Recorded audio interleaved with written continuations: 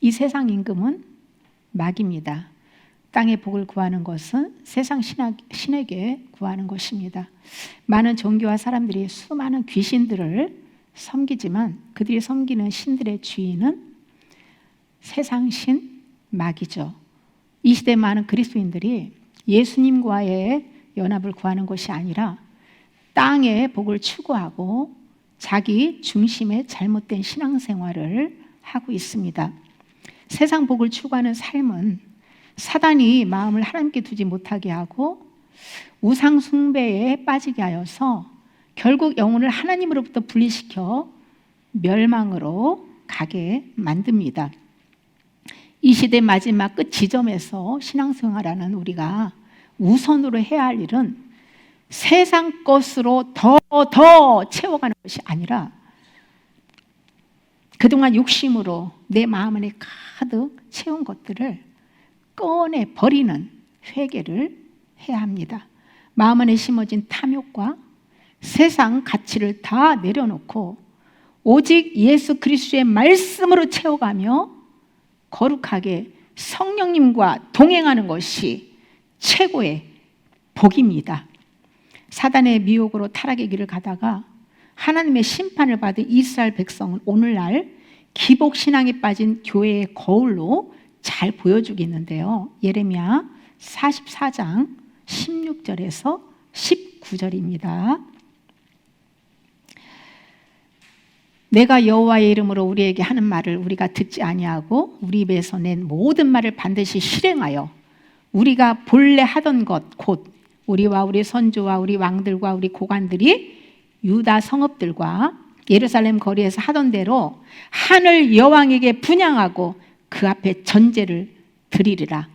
그때에는 우리가 먹을 것이 풍부하며 복을 받고 재난을 당하지 아니하였더니 우리가 하늘의 여왕에게 분향하고 그 앞에 전제 드리던 것을 패한 후부터는 모든 것이 궁핍하고 칼과 기근에 멸망을 당하였느니라. 아멘.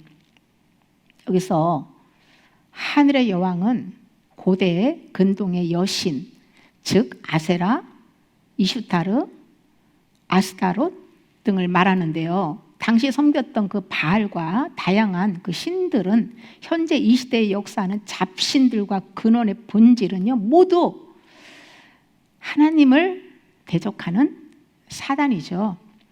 애굽에 거하던 유다 사람들은 하나님의 말씀을 의도적으로 거절했습니다. 영혼의 멸망은 말씀을 무시할 때 시작됩니다. 말씀을 듣지도 않고 읽지도 않고 무시하고 살면 그 틈으로 마귀가 들어와서 지배합니다. 유다 사람들은 이 사단의 거짓 메시지에 속아가지고 물질적 풍요와 안전을 보장한다고 믿고 여신을 섬긴 거예요. 이것은 오늘날 성도들이 하나님보다 돈, 성공, 쾌락, 세상 복을 사랑하고 의지하는 것과 같습니다. 유다 사람들은 하나님께 범죄하여 심판받은 것을 여신을 섬기지 않아서 가난해졌다라고 왜곡된 해석을 합니다. 이것은 이 우상숭배로 해가지고 영의 눈이 어두워져서 분별하지 못하고 거꾸로 해석하는 영적 무지를 보여주는 것이죠. 말씀을 멀리하고 세상 정욕의 우상숭배를 하면 영의 눈이 어두워져서 선과 악, 빛과 어둠, 영적인과 육적인 것, 사단의 역사와 성령의 역사를 분별하지 못합니다. 그러나 주 안에서 말씀을 소리내서 먹고 그 말씀 안에서 세상 정욕을 내려놓는 회개를 하면 마음의 눈이 밝아져서 진리를 왜곡하지 않고 하나님의 뜻에 순종하게 됩니다. 이스라엘 백성은 하나님의 말씀을 무시하고 부모, 자식이 함께 우상숭배에 동참하고 죄를 합리화시켰어요. 이것은 개인뿐만 아니라 교회 공동체가 멸망으로 나아가는 과정을 보여줍니다. 당시 이스라엘이 내가 여호와의 이름으로 말한 것을 우리는 듣지 않겠다. 이 말씀을 이 시대 교인들도 똑같은 반응을 하고 있는 거예요. 예를 들면 자기를 부인하고 자기 십자가 지고 주님을 따르라는 말씀과 죄를 회개하고 아버지 품으로 돌아가서 회개에 합당한 열매를 맺으면서 거룩하게 살라고 하는 말씀들을 듣기 싫어하는 거예요. 귀를 막는 거예요. 하지 말라고. 응? 귀에 달콤한 말만을 해달라고 원하는 거예요. 축복, 형통, 성공의 메시지만을 추구하는 겁니다. 이렇게 말씀을 부분적으로만 받아들이는 태도가 기복신앙의 뿌리예요. 풍요와 안전을 약속한다는 이유로 여신에게 분양하는 것을 우리에게 반영하면 예수님을 믿지만 사실은 돈, 성공, 건강, 자녀의 출세만을 원하는 거예요. 세상적인 풍요와 안전, 자아만족의 본질은요, 현대판 우상숭배입니다. 당시 유다 백성이 남편과 아내 온 가족이 함께 우상숭배에 동참한 것은 오늘날 교회 전체가 기복신앙에 빠져서 우상숭배하는 것을 보여주는 거예요. 목사는 설교를 할 때마다 헌금, 재정 축복을 강조하고 축복, 헌금 많이 해야 많이 한 만큼 복 받는다고, 물질의 복을 받는다고 강조하고, 성도도 더 큰 복을 기대하면서 헌금을 하면서 따라가는 거예요. 많은 교회와 성도들이 세상적인 성공을 하나님의 축복이라는 거짓 메시지에 중독되어 있습니다. 그러다 보니 정작 구원의 길로 인도하는 십자가를 지지 않고 십자가 복음을 듣기 싫어하는 거예요. 지금 정신 차리고 참된 복음의 길로 방향 전환을 하지 않으면 위험합니다. 이스라엘 백성들이 하나님의 말씀을 거절하고 우상을 섬기며 말씀을 왜곡했던 모습이 오늘날 교회 안에서 기복신앙이라는 형태로 다시 나타나고 있습니다. 선악과로 아담과 하와를 타락시킨 옛뱀 사단은 겉모습만 다를 뿐 본질은요, 육신의 정욕, 안목의 정욕, 이생의 자랑이라는 선악과로 유혹을 하며 멸망으로 인도하고 있어요. 결국 정욕으로 영의 눈이 어두운 사람들은 사단의 미혹을 당하여 하나님보다 세상 복을 사랑하게 되고 영혼은 점점 마음의 공허와 멸망으로 가게 되는 거예요. 기복신앙에서 벗어나는 길은 축복보다 십자가에 죽는 회개와 거룩하게 부활의 새 생명 가운데 성령으로 사는 것입니다. 하나님 자체를 목적으로 삼고 세상 복은 십자가를 통과할 때 덤으로 필요한 것들이 따라오는 것이죠. 세상에서 잘되고 성공하는 것이 하나님의 은혜라는 잘못된 해석을 깨트리고 영의 눈이 열려서 신령한 복이 무엇인지를 알아야 합니다. 내 영혼과 가정과 교회가 기복에서 벗어나야 죽은 영이 살아나고 혼이 살아나고 그리스도의 형상으로 회복되는 부흥이 일어날 수 있는 거예요. 십자가의 자아가 죽어지는 회개를 하지 않은 상태에서 자신이 원하는 복을 받게 되는 경우는 어떻게 될까요? 답은 성경에 나와 있죠. 시편 106편 13절에서 15절입니다. 그러나 그들은 그가 행하신 일을 곧 잊어버리며 그의 가르침을 기다리지 않고 광야에서 욕심을 크게 내며 사막에서 하나님을 시험하였도다. 그러므로 여호와께서는 그들이 요구한 것을 그들에게 주셨을지라도 그들의 영혼은 쇠약하게 하셨도다. 이스라엘은 하나님의 은혜 경험을 많이 했지만 금세 잊고 자기 욕망대로 살았습니다. 자기 중심적인 옛사람의 마음 안에 부어진 은혜는요, 오래가지 못하고 마귀에게 다 빼앗기게 된다는 것이죠. 옛사람이 죽고 새사람이 되어야 하나님의 은혜를 지속적으로 유지할 수 있는 거예요. 옛사람은 여전히 살면서 은혜 경험해봤자 반짝 은혜에 끝나는 거예요. 이스라엘 백성은 출애굽하여서 광야로 나와가지고까지 먹을 것, 마실 것, 세상 만족을 탐내며 하나님을 시험했습니다. 예레미야 44장 16절에서 19절의 유다 사람들도 풍요와 안전을 보장한다는 이유로 여신을 섬겼죠. 우상의 본질은요, 기복적인 욕망이에요. 하나님은 이스라엘 백성들의 탐욕을 막지 않고 원한 것을 허락하셨습니다. 그러나 그것은 축복이 아니라 심판의 도구였습니다. 민수기 11장을 보면 이스라엘 백성 광야에서 만나를 주시는 하나님의 은혜에 감사하지 못하고 매일 눈에 보여지는 만나 그거 가지고 불평하고 애굽에서 먹던 고기와 채소들을 그리워하면서 모세에게 불평 원망하면서 우리를 고기를 먹게 해달라고 요구를 한 거예요. 하나님은 그들이 요구한 대로 매출하기를 바람으로 몰아오셔서 진중에 가득하게 하였고 백성들이 탐욕스럽게 고기를 씹기도 전에 하나님께서 진노하셔서 큰 재앙으로 내려서 탐욕을 부린 사람들을 다 죽였습니다.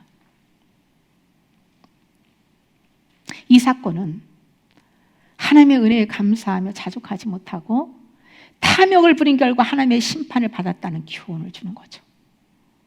유다 백성이 하늘의 여왕을 섬기면 잘 될 줄 알았지만 오히려 멸망당했어요. 시편 106편 13절에서 15절에서는 하나님이 탐욕을 허락하셔서 욕망이 채워졌지만 그 결과는 영혼의 쇠약함이었습니다. 하나님의 말씀을 거절하고 욕망을 따라 세상 복을 쫓을수록 영혼은 공허와 사단의 묶임으로 결국 멸망당한다는 것을 교훈해 줍니다. 기복신앙은 당장은 기도응답 받으면 좋죠. 형통 좋죠. 성공 다 좋게 보일 수 있어요. 그러나 그것이 십자가를 통과하지 않고 탐심과 욕망에서 나온 것이라면요, 결국 영혼은 쇠약하게 되고 그리고 그런 것들이요 자신과 교회를 무너뜨리는 독이 되는 거예요. 그래서 살았다 하는 이름은 가졌으나 죽은 자로서 껍데기만 남아가지고 알곡이 돼야 되는데 쭉정이들만 허다한 거예요. 교회가. 예수님께서 너희는 무엇을 먹을까 마실까 입을까 염려하지 마. 그거 이방인들이 구하는 거야. 안 믿는 사람들이 구하는 거야. 세상신 마귀에게 구하는 거야. 너희는 그의 나라와 의를 구해. 나머지는 내가 알아서 책임져 줄게. 채워줄게. 필요한 거 공급해 줄게라고 약속하셨잖아요. 그런데 그의 나라와 의는 구하지 않고 여전히 세상 복만 구하고 있으니 성령이 충만하게 역사하겠습니까? 귀신이 교회에 충만하게 역사하겠습니까? 사단은 끝없이 세상 복으로 미혹하고 원하는 대로 하면 준다 고 하죠. 하나님도요 믿는 자들이 세상 복 구할 때 주시기도 합니다. 야고보는 정욕으로 잘못 구한 것은요 받지 못한다고 증언하기도 했어요. 그러나 때로는 하나님께서 탐욕으로 구한 것들을 허락하시지만은 문제는 세상 복을 받은 영혼은 쇠약해진다는 거예요. 이들이 선택한 길은 넓은 문 넓은 길이고요 그 종착역은 멸망입니다. 그러나 진리에 합당하게 좁은 문 좁은 길로 자기 부인하고 자기 십자가 지고 따라가는 주님의 제자들은요 세상 복을 구하지 않고 예수님의 생명 예수님의 자체만을 구했어요.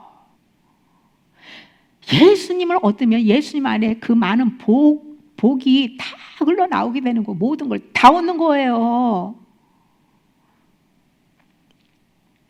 주님이 필요한 것은 알아서 주시겠다는 것을 신뢰하기 때문에 자의 모든 것을 내렸고 주의 형상만을 구했습니다. 그러나 죄와 욕망을 죽음에 넘기는 십자가를 통과하지 않고 세상 가치관과 본성으로 사는 사람들은 세상 복을 구합니다. 그냥 문제 해결해 달라고 자신이 원하는 대로 잘 먹고 잘 살게 해달라고 땅의 복을 구하는 거예요. 세상의 가치관으로 사는 거예요. 그러니까 점점 영혼이요 쇠약해져 가는 거예요. 점점 세상 복을 받을 때 사단의 미혹을 받게 되고 생명의 열매는 맺을 수 없습니다. 세상 복, 즉 돈, 건강, 명예는 다 잠깐뿐이고요 죽음과 함께 전부 사라집니다.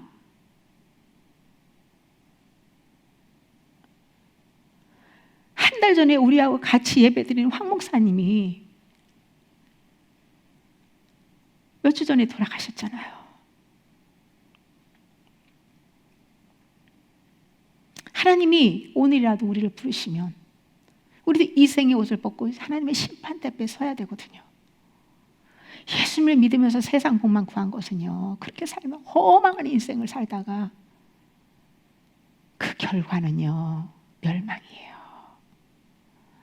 세상 복을 추구하면 하나님보다 세상을 사랑하게 되고 결국 영혼이 하나님과 단절됩니다.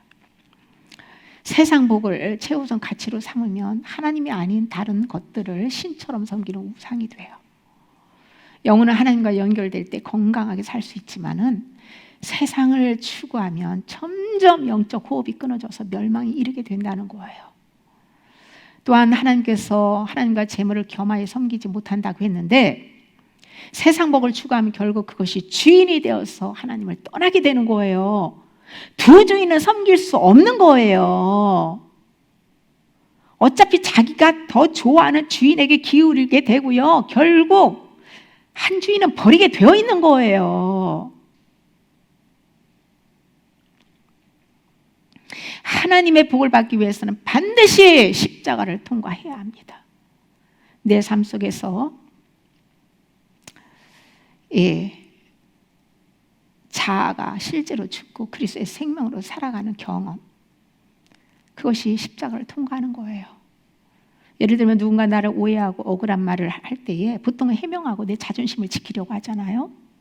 그러나 십자가 죽음에 넘길 때에는 억울함을 스스로 풀지 않고 하나님 손에 맡기고 침묵합니다. 다윗처럼 내가 잠잠하고 입을 열지 아니하면 주께서 이를 행하신 까닭이니이다 라고 고백하고 그 문제를 주님 손에 온전히 맡기는 거예요. 내 자존심이 죽는 것이 곧 십자가를 통과하는 경험이에요. 이것이 자기 부인이죠. 우리에게 일어나는 모든 일은 우연이 없고 하나님의 메시지가 담겨 있습니다. 그러므로 어떤 문제에 부닥칠 때마다 즉시 내 혼의 생각대로 움직이고 행동하지 말고요. 먼저 왜 이런 일이 생겼는지 주님께 물어야 합니다. 그리고 내 마음 안에서 그 문제를 내려놓고 하나님의 뜻 안에서 지혜롭게 처신을 해야 돼요. 애정과 욕망의 탐심으로 더 큰 집, 더 좋은 자동차와 고급스럽고 세련된 화려한 멋진 옷, 더 많은 돈을 원할 때에 십자가를 지는 것은 집착하는 것들을 다 내려놓는 거예요. 그리고 그의 나라와 의를 구하는 삶을 선택하는 겁니다. 그때에 십자가의 탐욕이 죽고 자족하는 은혜로 범사에 감사하게 됩니다. 가정이나 교회 안에서 내 주장대로 하고 싶고 상대를 이기고 싶을 때에 십자가를 지는 것은 내 뜻을 꺾고 상대를 세워주고 예수님의 사랑으로 대하는 겁니다. 내 고집과 내 의가 죽는 경험이 십자가를 통과하는 거예요. 자기 의를 내세우고 자기 자랑하는 것은 십자가에 죽지 않고 자아 중심으로 사는 모습입니다. 내가 십자가에 통과했는지 아직 십자가를 지지 않았는지는 말씀으로 체크해 보면 금방 알 수 있죠. 십자가에 죽지 않기 때문에 저주의 영들에 시달려 평안과 자유를 누리지 못하는 거예요. 저주의 영이 역사할 때, 자유와 평안이 없을 때 근원을 찾아야 됩니다. 말씀을 소리내서 읽고 빛을 받아가지고 성령님께 물으며 근원을 찾아서 그 문제 하나님 앞에 드려야 돼요.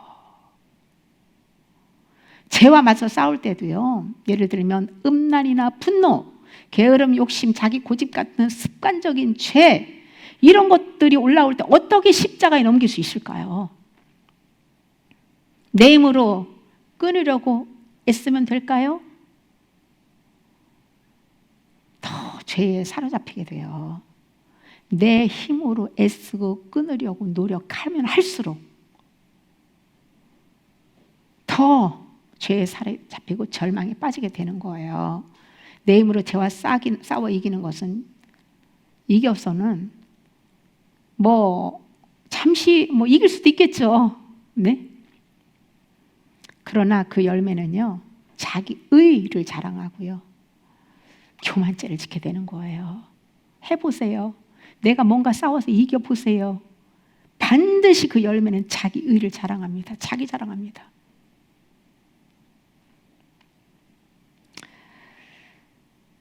우리의 모든 죄는요, 이미 예수님이 다 짊어지고 해결해 주셨어요. 내가 그 죄를 해결하려고 다시 애쓰고 노력하는 게 아니에요.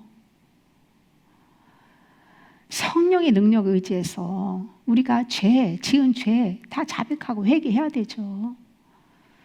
그리고 이미 내 죄는 예수님과 함께 십자가에 못 박혀 죽었음을 믿고 선포해야 됩니다. 이때 내 믿음이 아닌 예수님의 믿음으로 반응할 때 죄를 짓게 만드는 원수 마귀는 꼼짝 못하고 쫓겨나는 거예요. 그렇게 믿음의 반응으로 습관적인 죄에 대한 욕망을 할 때 욕망이 끊어지고 성령의 열매를 맺을 때 십자가 죽음을 통과한 것이죠. 이러한 은혜를 받기 위해서는 먼저 회개하고 아버지 품 안으로 들어가야 합니다. 성령님께서는 회개할 때에 예수님의 믿음을 부어주시고 속죄 은총에 대한 믿음과 순종으로 열매를 맺게 해주십니다.